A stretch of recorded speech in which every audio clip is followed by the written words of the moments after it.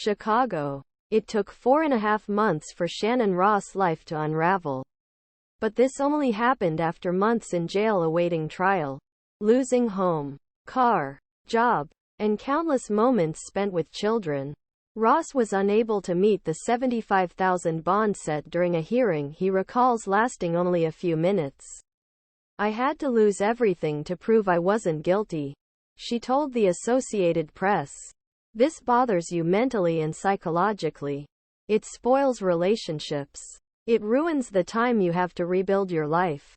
But Illinois is about to overhaul the system that turned Ross' life upside down. Illinois Pretrial Fairness Act, which eliminates cash bail as condition of pretrial release, will go into effect on September 18, making Illinois the first state to end cash bail and a testing ground for whether and how it will work on large scale. Judges can still keep people accused of serious crimes behind bars at a preliminary hearing, but each case must first be examined more rigorously. Critics say cash bail policies are especially unfair to Black people and other races.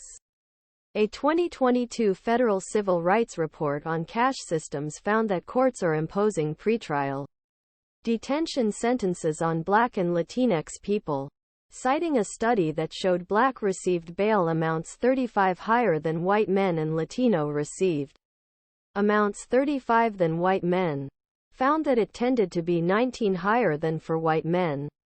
Shannon Ross poses for a portrait in Chicago.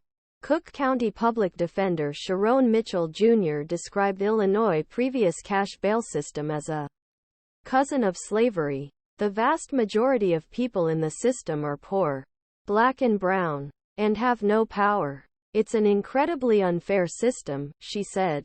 "You go to a bond hearing. It's like a slave auction. People talk too fast. They're putting a price tag on people's freedom."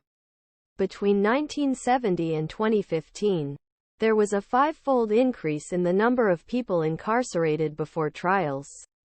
According to a 2022 report from the U.S. Commission on Civil Rights, data shows that more than 60% of defendants are arrested before trial because they cannot post bail, and about 74% of the 631,000 people jailed every day in the U.S. are awaiting trial. In state courts, a judge typically decides whether the defendant poses too much of a threat to society to be released, or whether he can be released with conditions. According to the nonprofit Bail Project, Nikuya Brooks keeps his dog Snowball at his home in Chicago. Some states have attempted to ease cash bail rules. In 2017, New Jersey replaced its cash bail system with a risk assessment process that measures the potential danger a released defendant could pose to society. But cash bail is still allowed some cases in that state and some states that restrict the practice, such as New York and Alaska. California has made several efforts to reform its cash bail system, but lawmakers have resisted comprehensive reform. Proponents of cash bail argue it ensures that released defendants show up for